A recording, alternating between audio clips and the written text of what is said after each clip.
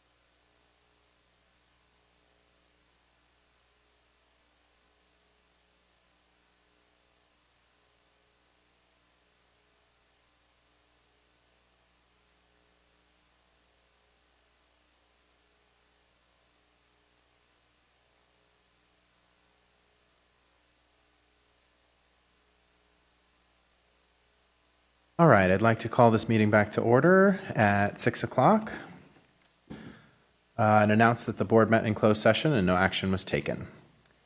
Good evening and welcome to the Elk Grove Unified School District's board meeting.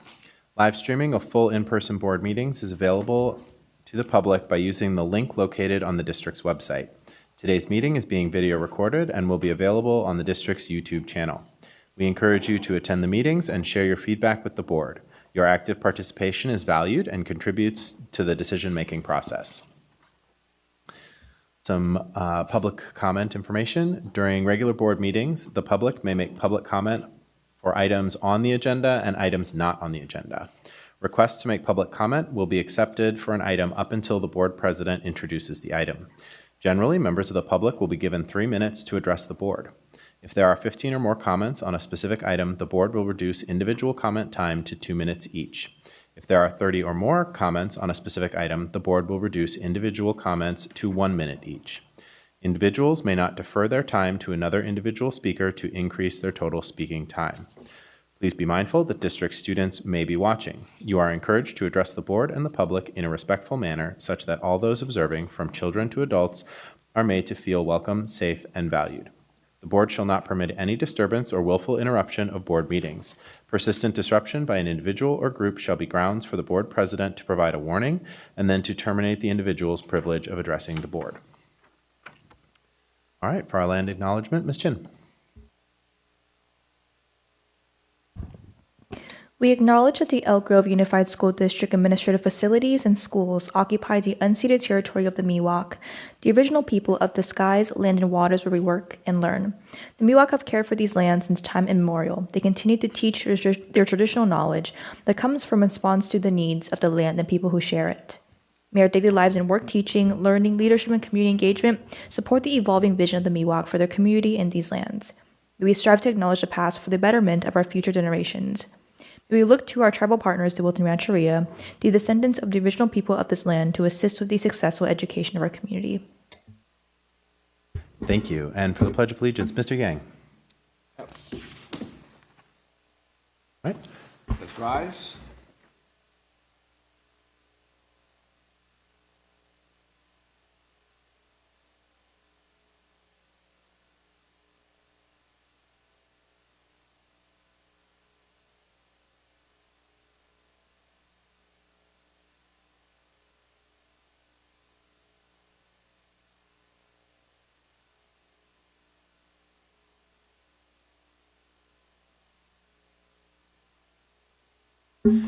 Thank you very much. All right. We have one recognition today, our student board member recognition. Mr. Schweitzer.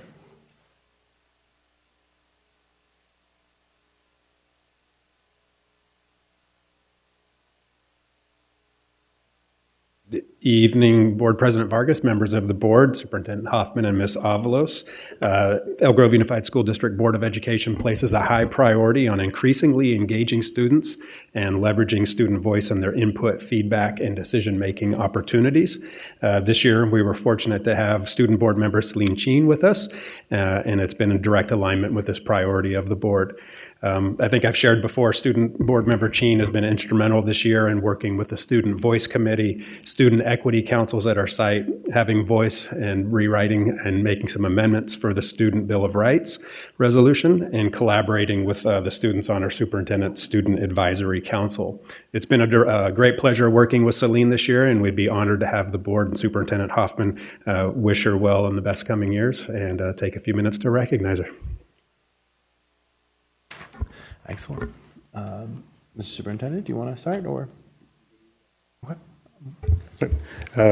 So we do have a beautiful plaque that we will be sharing with you briefly, but Celine, I just want to say thank you. I know we had this conversation early on that senior year is a crazy busy year and for any high school student, but trying to squeeze in everything that you were able to do and balance the work and the responsibilities that you took on as being our student board member. I appreciate it and recognize that you really did make a full commitment to the work. So you made the place and you left Elk Grove Unified a better place. And in the end, that's what the work is all about. Super proud of you heading off into the next step. And I know you will represent your family, yourself, and Elk Grove Unified well. So I just want to say thank you very much. Okay. Ms. Davis, we'll just move this way. Celine, we didn't get that many months together, but the time that I did get you, I was so impressed with you. Walked away myself learning that words have power, and you use them well, and I appreciated learning that from you. Thank you. I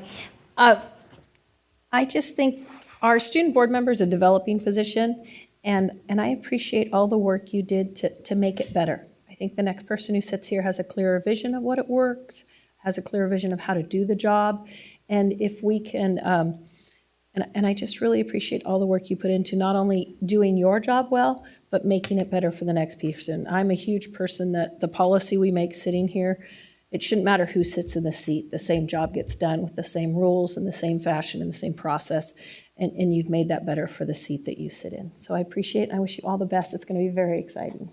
We're proud of you. Hello, Celine.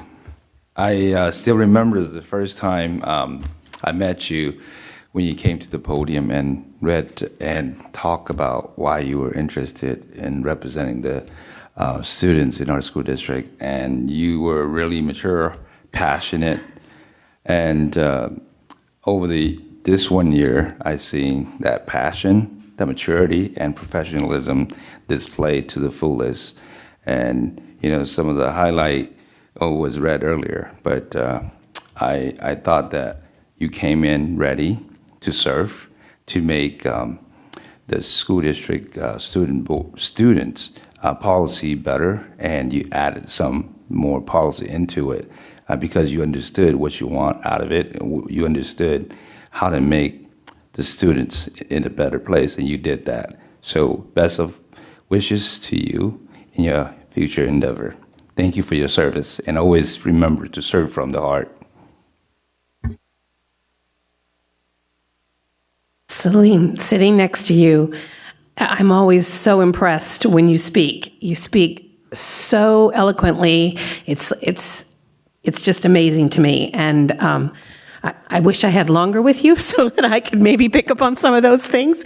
Because if you are an example, which you are, of the future that we have to look forward to, there's no limit as to what we can do, because you're going to go places. You are. Ditto. Celine, I just want to say that I probably had the least amount of time, but been so impressed. And I think we are better because of you and being able to serve alongside you.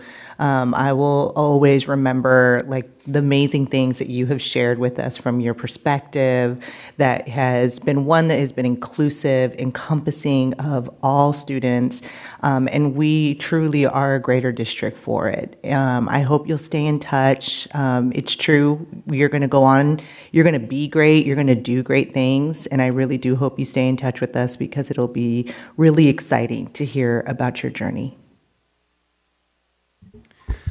I guess that just leaves me. So I agree with everything my colleagues have said. I very much appreciated your perspective that you've always brought to the board meetings. It is surprising to me every time one of our student board members speaks, because it's oftentimes a perspective and something that the rest of us didn't think about. And I think that's why it's incredibly important to have this position, but also, so valuable when that position is filled by someone who is as eloquent and, and thoughtful as you are. So I really appreciate that, and also appreciate all of the work you've done behind the scenes. We, as my colleagues have said, we are a better district for it. So I appreciate it. And where do you want us? I assume we're going to do pictures and plaque and... All right.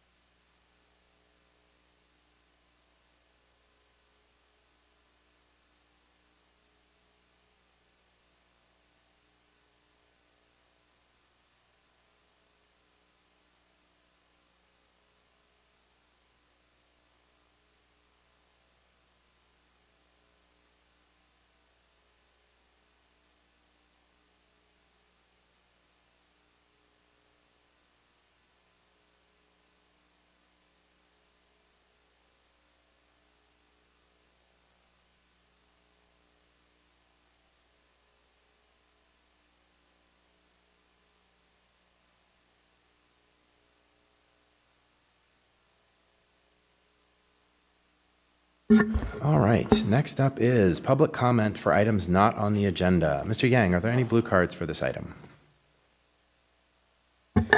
Good evening, Board President. There is one blue card not on the agenda. Calling on Amanda Scott to the podium.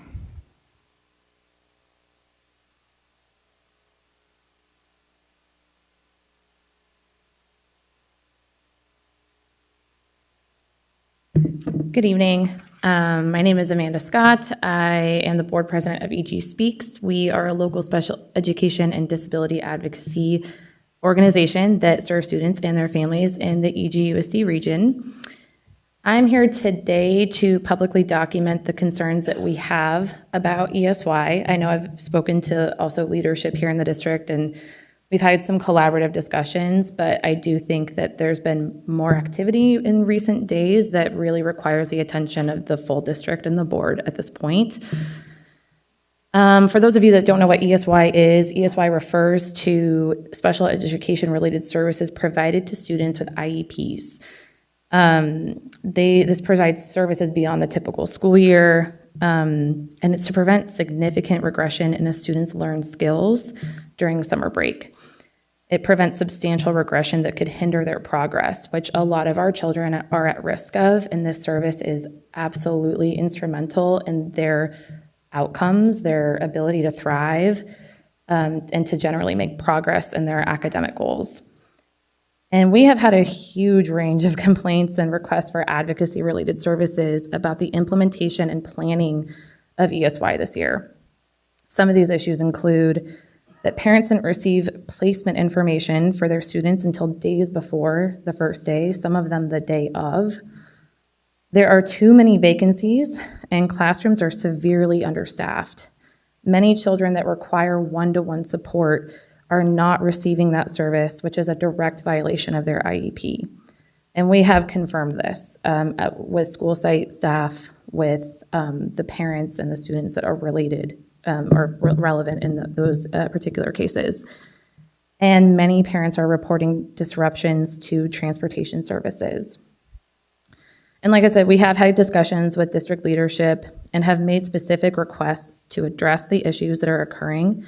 We communicated the urgency of the need for increased communication, filling vacancies, and ensuring that services continue to be offered consistently without disruption. And we are generally concerned about the special education budget. Our disabled students are often the first on the chopping block, and we are continuing to grow our concerns, and we want to be really vocal about prioritizing the most vulnerable people in this community. I will keep coming to these meetings and keep reminding everyone of that our students are the ones at the most risk, and they deserve the most attention. Thank you. Thank you, Board President. That ends our blue card on this item. Thank you, and thank you as always for the feedback. We appreciate it, and staff will be reaching out. All right. Consent agenda. Mr. Yang, any blue cards on the consent agenda? Board President, there's no blue card on this item. Thank you very much. Would any board member like to pull an item from the consent agenda? Seeing none, I will entertain a motion to approve items 1 through 33 on the consent agenda. So moved. Second. Moved by Ms. Albiani, seconded by Mr. Yang. All those in favor, please say aye. Aye. Any opposed? Motion carries unanimously. Bargaining units. Are there any bargaining units who wish to address the board? All right. Seeing none, we'll move on to our reports. We have 2 reports today. Let's start with LCAP, local indicators for Elk Grove Unified School District. Mr. Cerruti. Thank you very much, and good evening, President Vargas, members of the board, Superintendent Hoffman, and Ms. Avalos. Pleased to be joined this evening, and in just a moment, I'll turn it over to Ms. Caitlin Yee, Research Project Manager and in our Research and Evaluation Department. She's heavily involved in managing all of this data, and so just walking through everything that we do, we align with our district's 4 strategic goals, and that's why we like to ground all of our presentations in them. Just a bit about our local indicators. And so there are 7 state priorities that are related to the district's LCAP and also to the dashboard. And 5 of those, as it's noted, priority 1, 2, 3, 6, and 7, are those that are considered to be our local indicators. And as it's noted, they do not apply to individual schools. With priority 4 and 5, we do get specific data with our schools and then aggregate data for the district. With the others, local indicators, it's district-wide only. In terms of the performance standards, the way that these are measured, these are non-student related measures, and so it's noted that, are we annually measuring progress? Do we report the results at a regularly scheduled public meetings of the local governing board? And we do that as we're doing it now.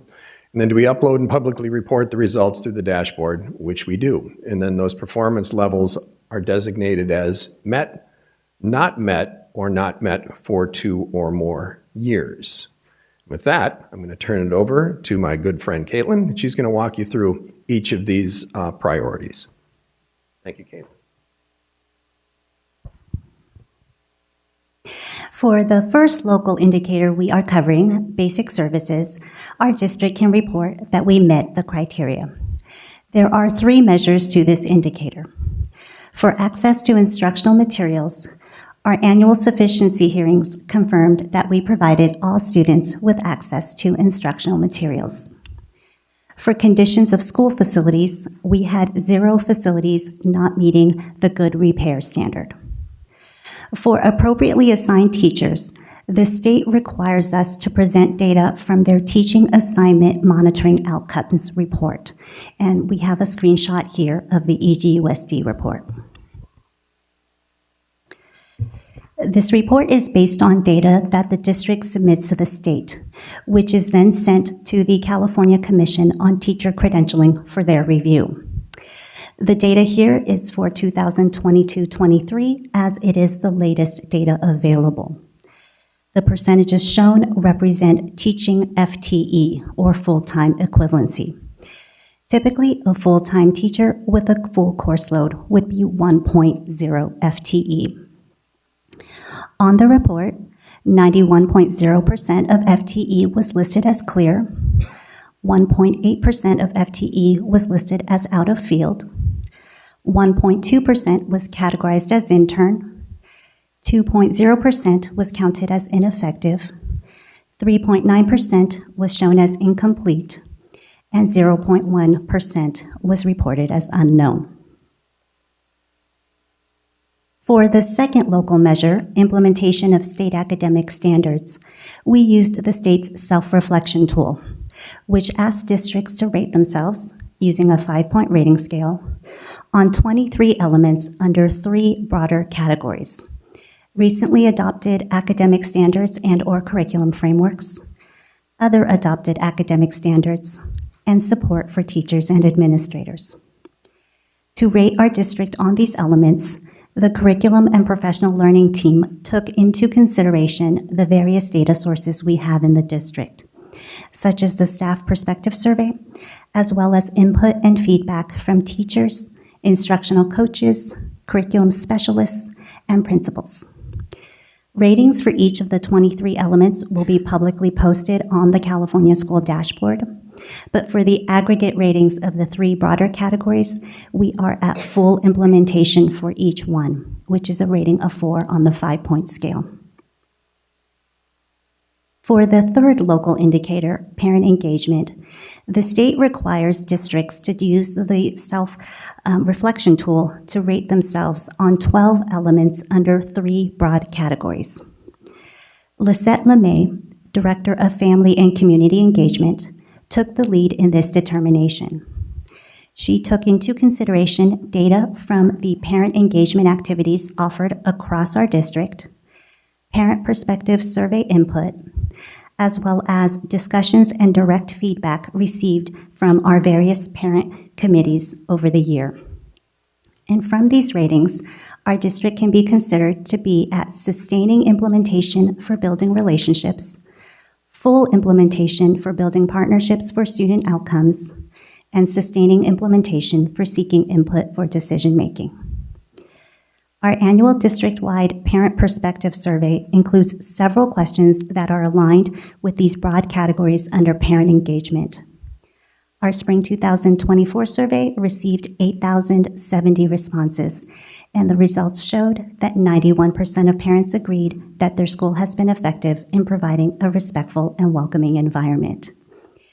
89% of parents agreed that their school has been effective in providing parent involvement and parent education opportunities. And 85% of parents agreed that their school has been effective in providing opportunity for parent input in making decisions for the school or district. For the fourth local indicator, school climate, our practice is to administer climate survey items to students, school staff, and parents around the following 4 climate themes: school connectedness and sense of belonging, climate of support for academic learning, knowledge and fairness of discipline, rules, and norms, and safety. We look at climate survey responses in terms of favorability, or the percentage of responses that are favorable or desirable. On this graph, we have 3 years of data for parents. We have overall school climate all the way on the left, with the 4 individual climate themes spanning the rest of the graph.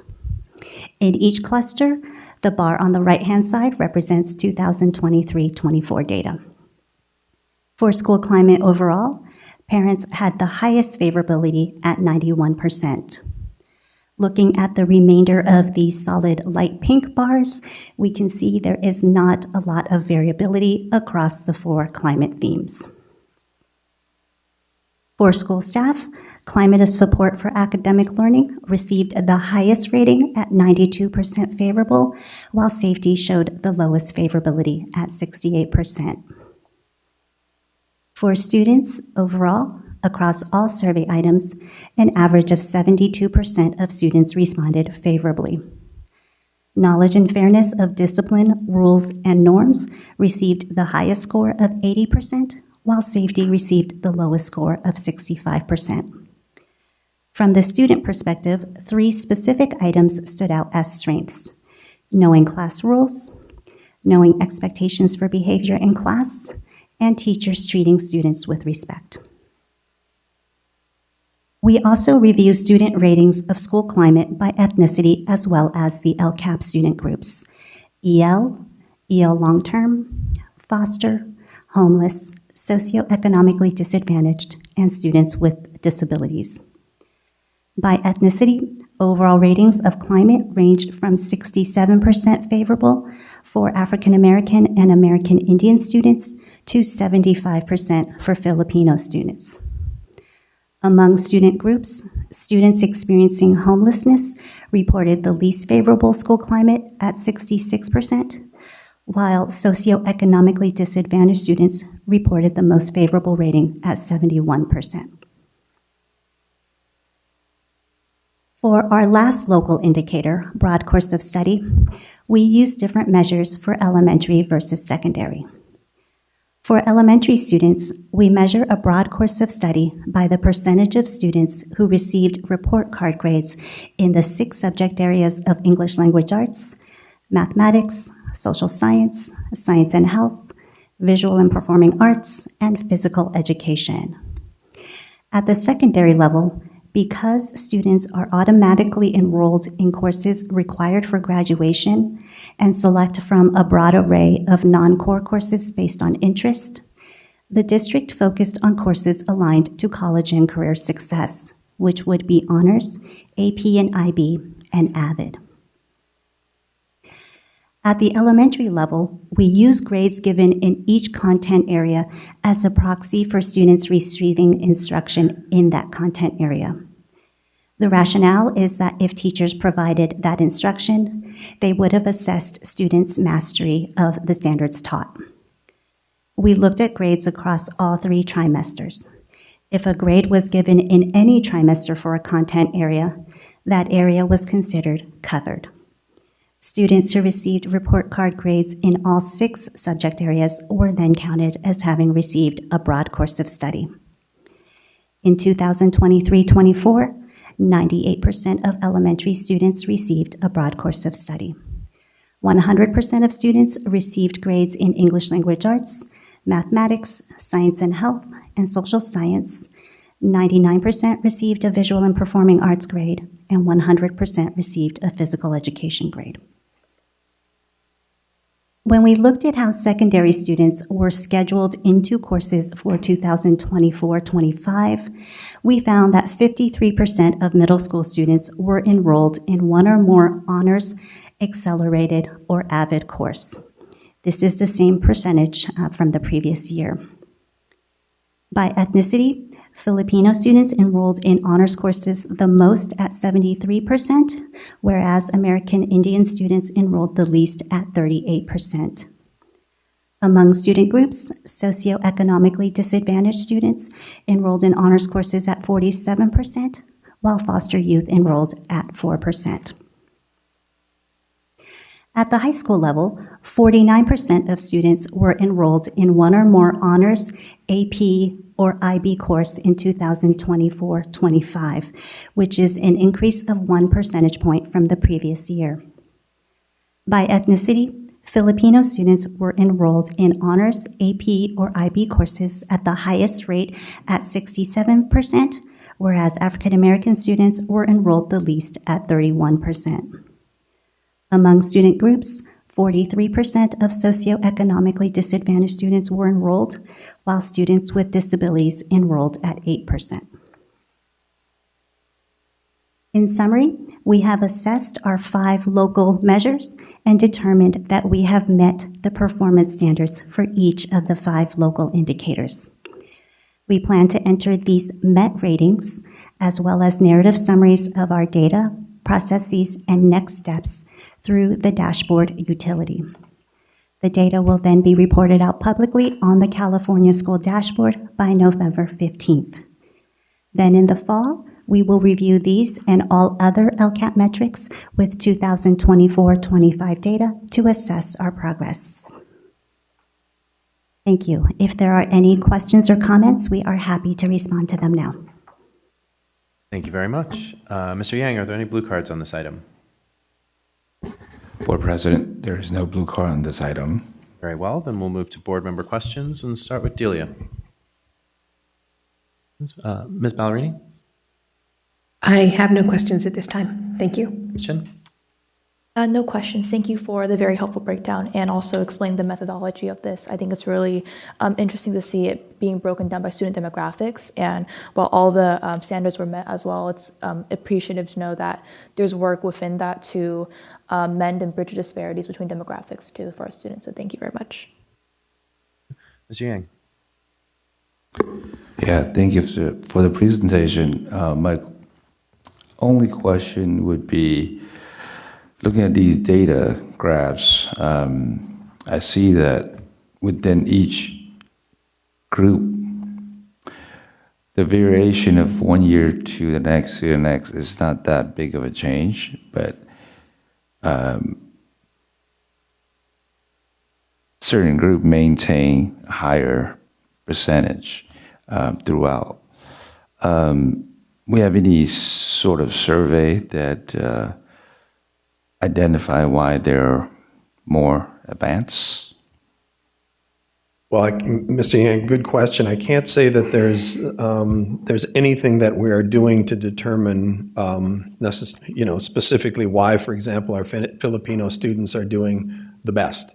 I think what we do, though, is the information that we obtain for all of our students, we take a look at everything from their academic responses to the behavioral and social emotional responses, and ultimately what we're trying to do is the efforts that we take are trying to move all students forward and ultimately accelerate those that are being less successful or underperforming or underserved in the district. But I can't say that we've ever necessarily specifically sat down, for example, with Filipino students or parents and asked why they're being as successful as they are. Maybe it's time. Thank you. Thank you. Ms. Albiani? Thank you for the report. I think the only thing that glares out at me is on page 16. Foster youth in 2 years went down to 4%. Sometimes we change the way we create these numbers. Sometimes the pool shrinks, which makes it misrepresentative. I'm not sure exactly what it is, but that's a dramatic shift, and at some point, something someone should look into, I believe. Most certainly. Thank you. Thank you. Ms. Davis? On page 6, could you explain what ineffective means so it's clear to everybody here? Because I think that's confusing and could think of it could be quality of work and not what it actually is. Certainly, and what I'd like to do is, it's not an uncommon question, and actually I appreciate you bringing it up so that the public can hear as well. And my friend and colleague, Ms. Buckmaster, will respond to that. Good evening. That's a great question. When people see that word, sometimes it can be jolting and you wonder what's going on with that. So just to provide a little bit of brief context, when Every Student Succeeds Act was authorized, states were required to report data on information around the rate in which disadvantaged students were being taught by credentialed teachers or not, right? It has to do with the equity report that goes along with it. So each state had to come up with a way to report data to the federal government around teacher efficacy. California chose to utilize credentialing levels as the way to share whether or not a teacher is effective or not. We all know that different people in the classroom, depending on their own performance, determines whether or not they're really effective with students, but California took the credentialing approach.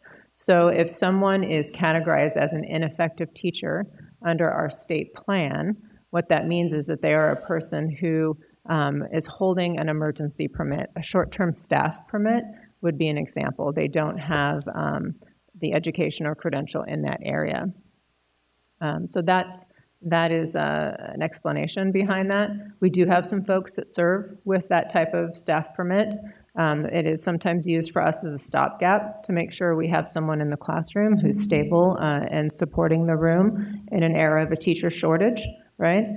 Also, on a positive way of looking into this, these avenues are also ways that we often recruit teachers and sometimes diverse teachers into the profession through these ways to get them into the classroom, get them starting to work, and get them coached and mentored into a teaching credential program. So that is kind of the big picture of what that term means.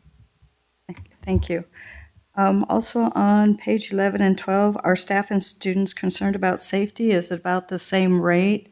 Have we dove deeper into that? Safety is such a broad term. And have we looked to find out what the actual safety concern is so we can address that? The one thing to remember with this, and thank you for the question, is that each school site which conducts gets their site-based data are analyzing this. And so, for example, Ms. Avey has established some common goals across the elementary schools. And Ms. Avey, if I get anything incorrect, you by all means correct me. That addresses behavior in the schools. So we are constantly looking at that. This is a place we get aggregate information, but we also get it at the site-based level. And our principals would be able to respond, I think, with greater clarity in terms of the specific types of causes for concern about safety in the schools at the student level.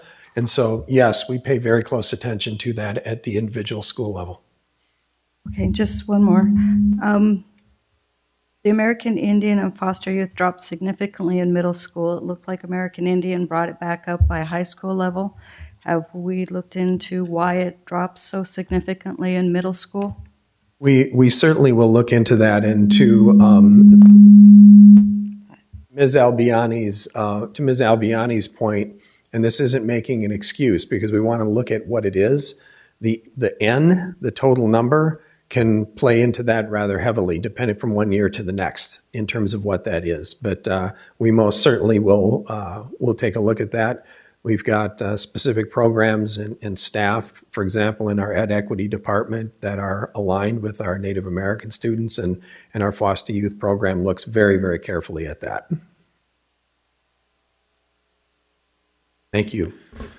Thank you. The only thing I will also point out is on slides 10 through 12, the fact that parents view sense of belonging in the 90s, and then teachers are in the 80s, and then students are in the 60s is a little bit interesting, and so something to keep an eye on as well, with along with, as you're looking at safety as an issue here that is particularly standing out. Same thing with belonging. I think that's important. So. Very much so, Mr. Vargas. And one of the things is that and also this is not to say or to mean that it's the way it's always been. This is a trend that we've seen, and so it enables us to dig more deeply into what's having our parents respond at the level they are, our staff and our parents, our kids for that matter. And one of the things that I was just talking to Mr. Schweitzer and one of his staff members today, and talking about some things that we'll be doing this coming year where we'll be engaging kids. The more that we can engage kids, for example, and hear directly from them, because within our schools, if teachers are saying X and kids are saying Y, and there's a statistically relevant difference, we could just look at it as well, the adults are going to think one way and the kids are going to think another, but it's really important to be able to take a little time to find out why. And so it's one of the things that we'll be focusing on with both groups, but in particular with our kids, is any time that we're pulling students together at any level, elementary, middle, or high, the feedback, they're incredibly honest and incredibly insightful, and it's incredibly valuable, and we need to really look at how we can do that at an increasing level. Yeah, and I'm almost, and I think the disconnect between, staff and students is, interesting, but that really broad disconnect between parents and students is also something where I'm kind of like, okay, what's going on there? And obviously we have fewer tools to get outside of the school, but, also something to just keep an eye on. And just a final thought, and I do not mean to make this statement generalized in any way, but a traditional response that if a parent says, how was your day? Or what did you do today? And they say, fine, and stuff, and then move on. And then parents go, that sounds great. And that's it. But there may be more behind that. And so, like I said, we certainly plan to. This data gives us opportunities to ask the question why and engage our stakeholders in that process, and we'll be doing that. Great. Thank you very much. Thank you, sir. All right. Our next discussion item is our LCAP indicators for Elk Grove Charter. Mr. Tosta? Asta?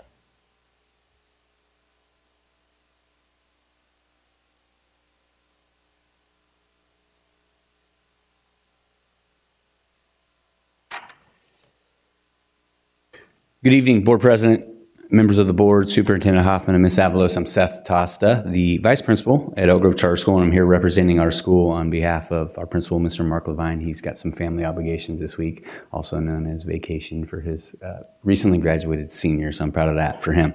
So I'm here representing Elk Grove Charter and the LCAP local indicators and assessment of performance on meeting local indicator standards, which will be publicly posted in the California School Dashboard.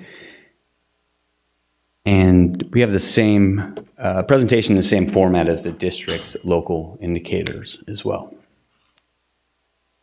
Using locally collected data, charters will measure and report their progress through the dashboard on basic services. That's priority number 1. Implementation of state academic standards is priority 2. Parent engagement, school climate, and broad course of study. And as you can see, it's the same 5 indicators that our district has. Excuse me for a second. Performance standards are annually measured its progress, report the results at a regularly scheduled board meeting, upload and publicly report the results through the dashboard. And again, the performance levels are met, not met, and not met for 2 or more years. Basic services, our teacher assignments is 0.4% are clear, and just want to call out 33.7 are out of field. And that might sound alarming, but that does not take into consideration the educational code allowing teachers who hold a valid teacher credential to be assigned in any content area. We're an alternative school, so we offer independent study, and so we have teachers that are fully credentialed teaching outside of their field of study. Student access to instructional material, the number and percent is without access is 0, and conditions of our school and facility are the same. In number of instances not meeting good repair is at 0%.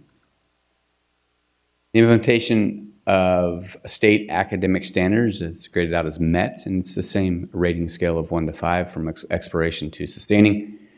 Recently adopted academic standards and or curriculum frameworks was full, and the other 2 are in the initial stage, other adopted academic standard frameworks and support for teachers and administration. Parent engagement is met. Again, same 1 through 5 rating scale with building relationships is full. Building partnerships for student outcomes also 4, and seeking input for decision making is full as well. Our school climate, Elk Grove Charter School is included in the Elk Grove Unified School District surveys. The district practice is to conduct climate survey of students, school staff, and parents. the constructs of school connectedness, that's always tough for me, connectedness and sense of belonging, climate of support and academic learning, knowledge and fairness of discipline, rules, and norms, and of course, safety. For our school climate, the numbers aren't as in depth due to our small student body, but very telling nonetheless. Overall satisfaction of our students, the climate of academic support is at 74%, safety is at 75%, and the connectedness is at 61%. The overall satisfaction of our staff, favorability of 94%, the climate at 98%, and the connectedness is at 92%. And the overall satisfaction of our parents is the overall favorability of 91%, climate of support is at 88%, and the safety lands at 93%. As far as our broad course of study, we met as well as a charter school with a niche student population. Elk Grove Charter School measures its local indicator for a broad course of studies through the following 3 metrics. And something we're super proud of at Elk Grove Charter School, our A through G completion rate, although not available yet, it has increased from, we're going to land right about 50%, which is up from 38% last year, and we continue to grow annually with that. And it just came down to a deep dive of transcripts about 4 or 5 years ago, and really analyzing that and realizing that our students can land A through G. And something we're proud of, and we keep climbing and keep growing in that area. Dual enrollment and advanced placement, we take advantage as best we can of dual enrollment with 25 of our any of our students, the vast majority are seniors taking courses over at the local community college. And our advanced placement, we have 36 students in our AP classes, and that's a 3-year program. So we've grown from about 10 the first year to 36 now in our 3rd year, and continue to grow from there. Again, something we're super proud of there at Elk Grove Charter School. Last year's enrollment was 24 in both the dual enrollment program through the community college and advanced placement.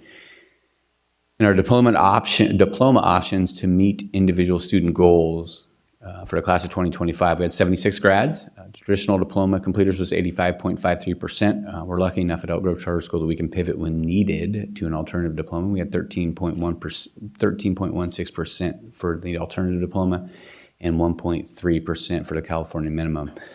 76 grads lands about where we're at every year, give or take. And again, nothing but, super proud of our students in that area. Local indicators, using locally collected data, districts will measure and report their progress through a dashboard on the basic services and everything that went over today, and we scored out as met. And we have access to our local measures against state requirements and have determined that we have met the performance standards for each of the 5 local indicators. We plan to enter these met ratings through the dashboard. Utility, what's then we'll report publicly, likely around December. And with that, I thank you for your time, and if you have any questions, I'm more than happy to answer any. Thank you. Thank you very much. Mr. Yang, are there any blue cards on this item? Board President, there's no blue card in this item. Thank you. Then we'll go down for board comments. Ms. Baldwin? I'm just curious on slide 9 for school climate by theme. It seems that there's different labels here for each of the percentages. Is there a reason for that? So a little more clarity, I guess, climate of academic support, and then if we're looking at the next one, overall staff favorability, and then overall staff favorability. Is that what you're? Yeah, and then like some cases you say safety for students and parents, but not for staff. Academic support is included for students and only, and then parents, they just seem to be a little bit different. Yeah, and I think what we did there is we took our highest, our middle, and our lowest and determined that in those 3 categories. Okay. So we have data for all 4, throughout, for student, staff, and parents, if that makes sense. Okay. Thank you. Ms. Ballerini? Okay, I have a couple of quick questions. Page 5, the out of field. You did a quick example of it, but could you go a little deeper for me? I'm not understanding. Absolutely. We're an independent study school. And so within our independent study program, we have a teacher who has a credential in history or social science. They are still going to have to teach English. They're still going to have to teach physical science, math, and any other subject within our day-to-day operations, being that they don't have a credential in that field. For instance, if we have a social science teacher with a credential in social science, they don't have one for math, but we're allowed to do that being that we're an alternative school with independent studying. So the educational code allows that to happen. And so all of our teachers are fully credentialed, just not every single one in every single subject when presenting in the independent study setting. Now, within our classroom setting, our science teacher has a science credential. Our math teacher has a math credential, if that makes sense. And I hope you can ask deeper if you need to.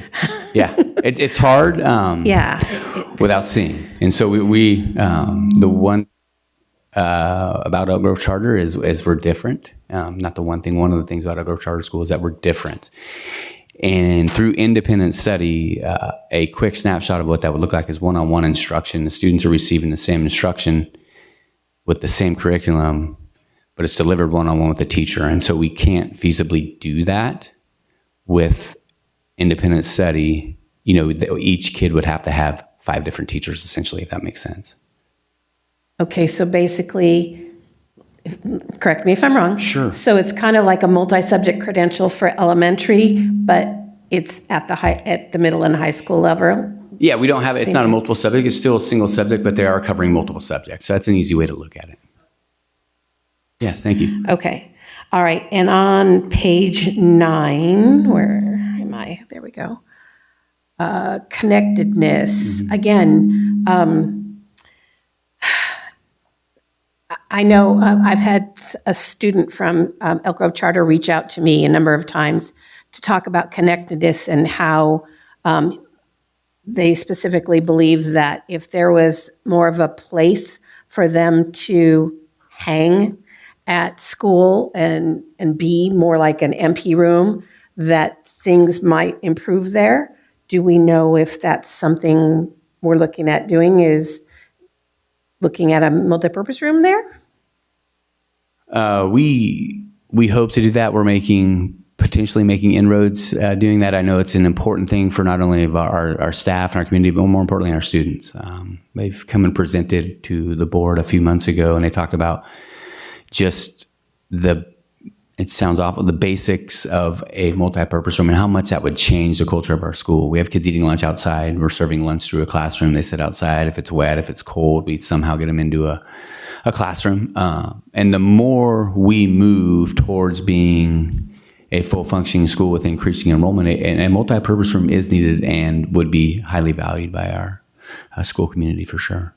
Thank you for asking that. It's something that we really, really are pushing and want at our school site. Well, and I know there's space because you've got that big empty field next to it. Yeah. So I know that's there. I just, cash. Yeah. If you got a check or something you want to pass over, we'll take it. Thank you, though. Sure. I appreciate that, though. Yeah, we do have the space, and we see that happening one day, hopefully. So they have no place to congregate, basically, at school. There's no library like we have at all of our other schools either, correct?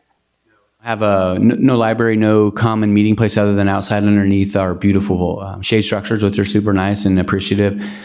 We make do with what we have, or the school flexibility when it comes to things like that. We do have assemblies or stuff for Red Ribbon Week. It's hosted outside, so it's not ideal, but we make it work. But a multi-purpose room or a central meeting place would be something that we would really appreciate as a school site, absolutely. Okay, I appreciate that. And I noticed that, where was that? Maybe page 10? There it is, dual enrollment and advanced placement. I noticed you guys have that as part of Elk Grove Charters, but I didn't see that on the, shall I say, regular school district dashboard. We didn't have numbers for dual enrollment. They had advanced placement, but not dual enrollment. And do they have somebody maybe come from the JC nearby to help them with that, or do the counselors there help them with enrollment? How does that work? Both. More importantly, the heavy lifting comes from our counselor on campus. We're lucky enough to have a full-time counselor at Oak Grove Charter. And we have the flexibility with our schedule that our students can really take advantage of dual enrollment. They're not locked into our 8 to 3:30 day. So the opportunity to take classes at the community college is greater, for lack of a better word, just because they can take a class at 9 at the community college, whereas if a student's going to a comprehensive school down the street, they're locked in from 9 or 8 to 3:30. So we value that, we push that, and we have a ton of students that are, 25 of our students, that's a lot for us. Our counselor, Ms. Valenzuela, does a great job, and she does all the not all the heavy lifting, but most of the heavy lifting, and then has the community college come in and help present at the beginning of the year and just express the value of that for our students. Perfect. And, okay, this is my last one, I swear. Diploma options to meet individual goals, class of 2025. I get traditional diploma completers. Could you explain more about alternative diploma completers and California minimum? Yeah, so our traditional, as you know, is what we have at our comprehensive school sites. Alternative is a different credit requirement. So we're able to pivot if a student is falling short close to their graduation date, we can adjust and get them to the finish line, and make sure that we have a high school graduate. And the California minimum, certain students meet the California minimum for different reasons, significantly dropping their credit requirements to graduate. Anywhere from incarceration to many other things would allow you to become eligible for the California minimum. And so we had 1.3 students this year that completed high school using that. 1.32%. Yes. Not a third of a student. Not a third of a student, no. Thank you. Got it. Yeah. Okay, thank you. And I'm going to make a visit over there to your school once you guys get back in August. Don't worry, I'll be there. Wait, thank you. Yes, come visit. We got amazing students and great community there. Thank you. Ms. Chin. Yeah, thank you so much for the presentation. Ms. Ballerini actually brought up a lot of my questions as well. No, thank you so much. And I think that the attention and the very clear need for a place to congregate, a multipurpose room, or any sort of communal space, that need is a factor for the sense of connectedness. I was meeting with a few student leaders throughout the school year from Elk Grove Charter High School, and they expressed that the ability to have a space within a school community is, more than critical in raising that percentage. So, I'm eager to see what becomes of that. Thank you. Thank you. Mr. Yang. Yeah, good evening. Thank you for filling in for Mr. Levine. Appreciate you. Yeah, my colleagues already asked some of the questions I wanted to ask. The one thing that I wanted to point out is that I really love the presentation before your presentation as far as the graphs goes. And to that point, I would recommend it to kind of use the same pattern in the fact that it has multiple years and then it has a trend data so that our the board will be able to kind of tell the trend is going up, going down, or kind of stay the same. So that's the only thing that I wanted to say. So thank you. Appreciate you. Thank you. Noted. We will. There's always room for improvement, so I appreciate that. Thank you. Thank you. Ms. Albiani. Hi. Thanks for the report. I just want to thank you and the staff for what you offer our students. Not every student fits in a traditional high school for a number of reasons. And I'm always proud that we have alternatives in our district and such a good partnership. And the fact that your A through G is rising and your dual enrollment, that's really exciting that they're not getting a sub-level of education. They're getting a unique education. And I've had very close friends with children go through, and it's a very positive experience. So I appreciate what you guys do there. Thank you. That's great to hear. Thank you. Thank you. Ms. Davis. Well, thank you for the presentation. I don't have a question, but more of a statement that even though you said your school is different, it was interesting that your percentage of students who feel not connected was the same as the students at a traditional schedule. And that's something that I think would be really interesting to find out on both ends of why our students aren't feeling connected at any of the schools. I noticed that as well, and that was something that was kind of an aha for me too, is that it is the same, pretty much, percentage-wise from school site to school site. So, yeah, thank you. Thank you very much. I have no additional questions. All right. Thank you. Thank you, guys. Appreciate it. All right. Let's see. We have two public hearings this evening. So first, we'll start with our adjustment to school facilities fees. Ms. Dayton.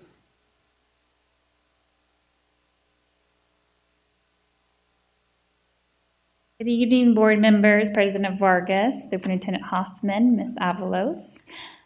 On June 10th, Dr. Coates shared details on our school facilities needs analysis report, which justifies the collection of level 2 and level 3 fees for new residential development. Today, I'm here to ask the board to conduct a public hearing to receive oral and written comments from the community regarding the adjustment to school facilities fees, close the public hearing, and then review and consider and adopt the findings contained in our April 2025 school facilities needs analysis and the level 2 and level 3 fees for residential development. Excellent. Thank you very much. Ms. Albiani, do we have any blue cards on this item? The one blue card, Joe Borgia. Please feel free to correct my pronunciation. And you'll come over here to the right, sir, to speak.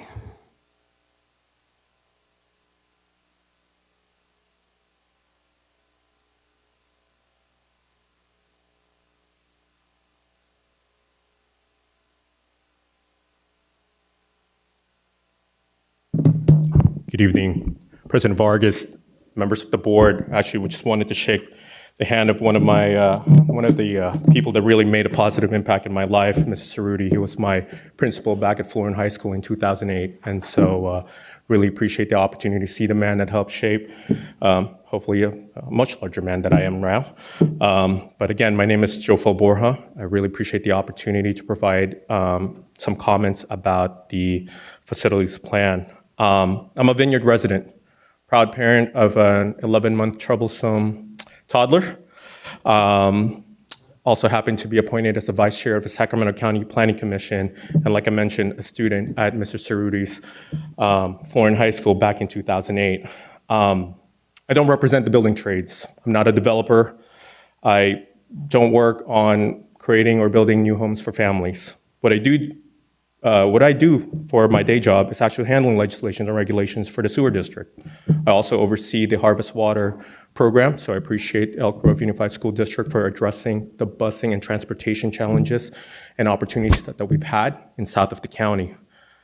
Over the last few months, myself and my wife, Chrissy Lack, also a proud graduate of Florence High School, also I'm a student at Mr. Cerruti's school, and an elected member of the Southgate Rexon Park District, as well as the Supervisor Hume, that appointed me to the Planning Commission.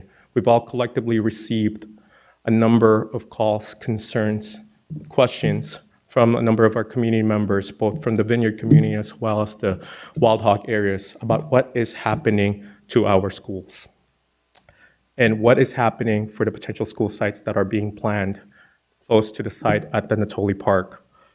So I thought, you know what would any good active parent would do? Ask questions, research, engage your team. So I actually appreciate the email and back and forth with Dr. Coates and Han Dayton. And this is where I became aware of this board item. I don't have any issues with what your staff has brought about the facilities needs assessment and the fees. I think they're fair. We understand that construction costs are coming up. We understand that housing dwelling units are also in the increase. We also understand that labor costs are going up and has to be equitable. But what I do hope that we can do better in improving is ensuring that we are able to engage and inform and educate our parents about what is happening as these costs are rising and how they connect and correlate to the planning and the sausage making that frankly could be a bit demystified on what the school planning process can be. And so a number of the constituents, again, have brought up concerns on where their school sites can be, what is happening to the Melrose fees that are already potentially going to be put into action. And sorry, was that 3 minutes already?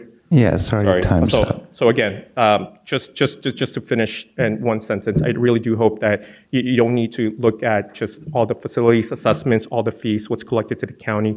We can provide and continue this positive coordination, and we really do hope that we continue this collaboration. Sorry, your time's up. And look forward for this. Thank you. Thank you. Thank you very much. With that, we will close the public hearing. And I will entertain a motion to adopt the findings contained in resolution number 97, approving the April 2025 school facilities needs analysis and the level 2 and level 3 fees for residential development identified therein. So move. Moved by Mr. Yang. Second. Seconded by Ms. Ballerini. Would any board members like to make comments? Okay. Seeing none, then all those in favor, please say aye. Aye. Any opposed? Motion carries unanimously. Thank you very much. All right, next is meet and confer summary between Elk Grove Unified School District and the Elk Grove Team for Education Administrative Management and Support, EGTEAMS, 2024-25 and 2025-26. Mr. Riley. Thank you, President Vargas, members of the board, Superintendent Hoffman, Ms. Avalos. The Elk Grove Unified School District and the Elk Grove Team for Education Administrative Management and Support, comprised of unrepresented employees, Elk Grove Business and Educational Support, Elk Grove Supervisory Classified Employees, and Elk Grove Administrative Team, have signed a meet and confer summary regarding total compensation for the 2024 and 2025 and 2025-2026 school years.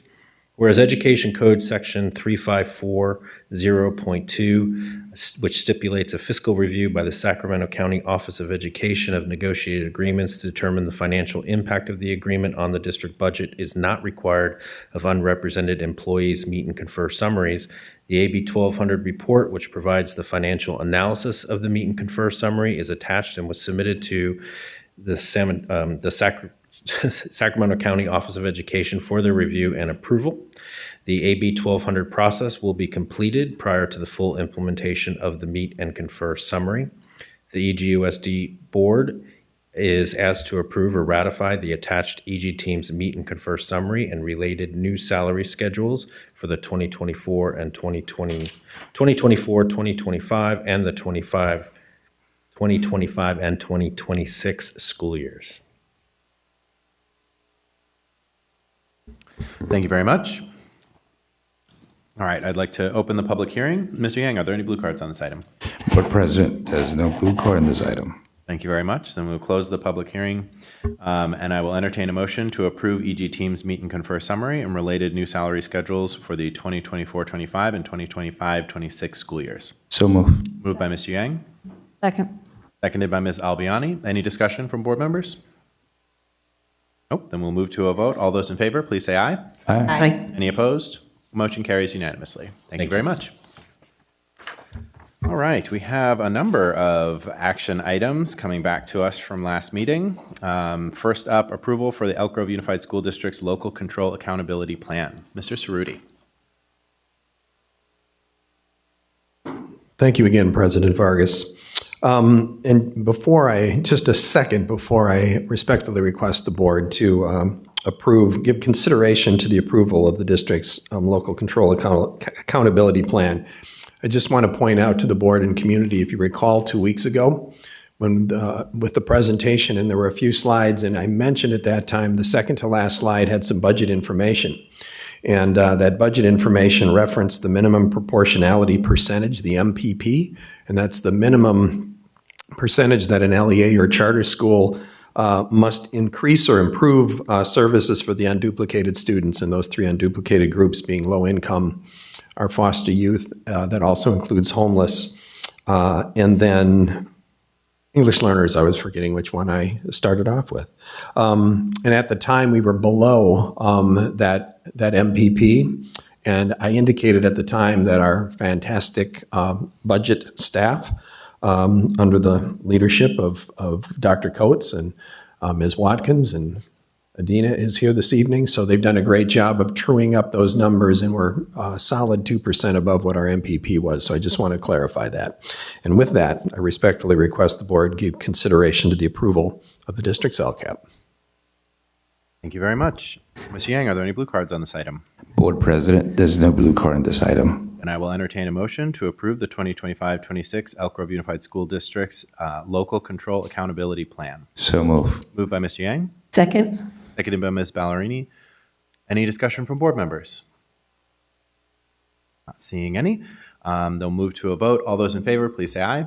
Aye. Any opposed? Motion carries unanimously. Thank you, sir. Thank you very all. much. Next up is the approval of the Elk Grove Charter's Local Control Accountability Plan. I do want to note, Mr. Tosta, that we're not making you wait as long as we often make you wait for this. I'm excited about that. I appreciate it. Thank you. Good evening once again, Board President Vargas, members of the board, Superintendent Hoffman, and Ms. Avalos. I'm Seth Tosta, the Vice Principal at Elk Grove Charter. The Board of Education is asked to adopt the Elk Grove Charter Local Control Accountability Plan for the 2025-2026 school year. Thank you.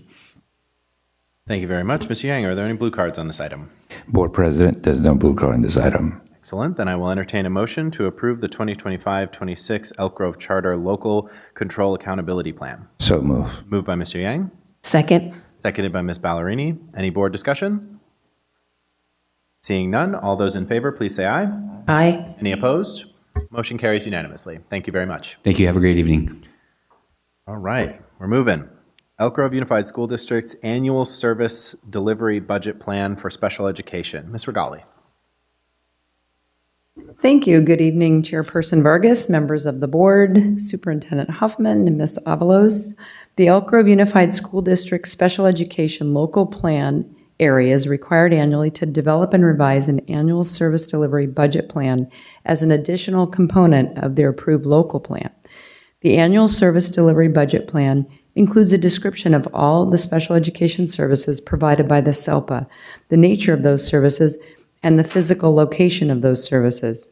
The annual service delivery budget plan also identifies expected expenditures for all items required by the SELPA's service delivery plan. A public hearing and discussion regarding this topic was conducted on May 20th, 2025. The Board of Education is now requested to approve the 25-26 plans as submitted. Thank you very much. Mr. Yang, are there any blue cards on this item? Board President, there's no blue card on this item. Then I will entertain a motion to approve the 2025-26 Elk Grove Unified School District Annual Service Delivery Budget Plan for Special Education. So move. Moved by Mr. Yang. Second. Seconded by Ms. Baldwin. Any board discussion? Seeing none, we'll move to a vote. All those in favor, please say aye. Aye. Any opposed? Motion carries unanimously. Thank you very much.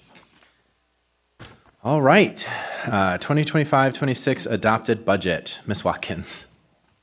Good evening, President Vargas, trustees, Superintendent Hoffman, Ms. Avalos, colleagues, and community. The board agenda this evening includes the proposed adopted budget for 25-26 as presented last meeting in the public hearing. There is no separate presentation tonight. The governor and the legislature are currently finalizing the state's final budget act. And today, the legislature put into print several trailer bills implementing the bulk of the 25-26 state budget for K-12 education. These bills represent a deal between the administration and the legislature for 25-26 Budget Act, which is expected to be voted on this Friday. We, as staff, will attend workshops in the coming weeks to fully understand the effects of the state budget on our local budget, but we are asking this evening for you to approve what was proposed for 25-26 at our last meeting in the public hearing, and we are required to submit that to the County Office of Education by July 1st. So in accordance with Education Code, I'm asking that you approve the 25-26 proposed adopted budget as presented at the June 10th public meeting. Thank you very much. Mr. Yang, are there any blue cards on this item? Board President, there's no blue card on this item. Excellent. Then I will entertain a motion to approve the 2025-26 proposed budget as presented on June 10th, 2025. So move. Moved by Mr. Yang. Second. Seconded by Ms. Baldwin. Any board discussion? All right, then we'll move to a vote. All those in favor, please say aye. Aye. Any opposed? Motion carries unanimously. Thank you very much. All right, we are down to our last item, board member and superintendent reports. Mr. Superintendent, anything? I do not, unless we want to talk about the Rancho Cordova 2x2. Go for it. So we did meet with the Rancho Cordova 2x2 group on the 12th of this month. As always, a very positive relationship and a great opportunity for us to share the progress we're making towards building the elementary school at the Grant Line 208 site, as well as some work behind the scenes with securing another site for a highly anticipated middle high school in the not too distant future. They shared some additional work studying the development that's continuing, slowing down a touch, but still very robust in the area. So I appreciate the conversation and the cooperation. Thank you very much. Board members, any reports?